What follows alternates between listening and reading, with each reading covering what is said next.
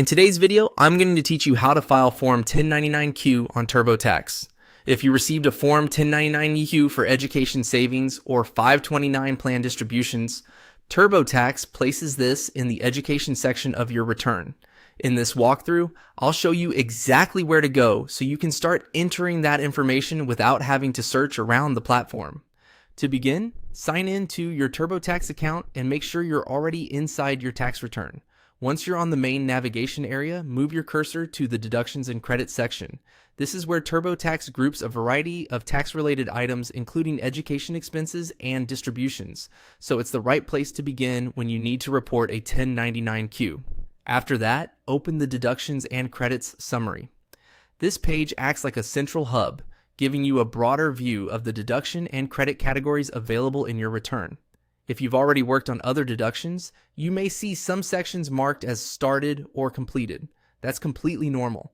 What matters here is getting into the education area.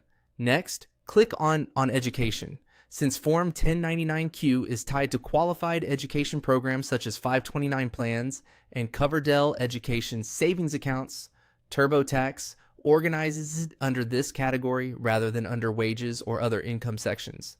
This can be a little confusing if you're expecting to find it somewhere else, so it helps to know that education is the correct path. Once you're in the education section, look for ESA and 529 distributions.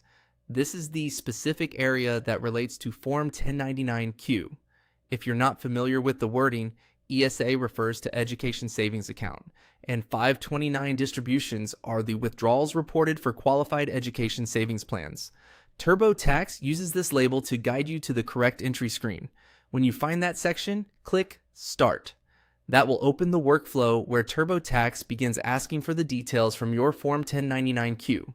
From there, you'll be able to continue through the prompts and enter the information shown on your tax form. A helpful tip before you move on is to have your Form 1099-Q nearby so you can enter everything accurately and avoid having to backtrack later. It's also a good idea to read each TurboTax prompt carefully, especially in the education section, because the tax treatment can depend on how the distribution was used. And that's it. You've now navigated to the exact place in TurboTax where you can start filing Form 1099-Q.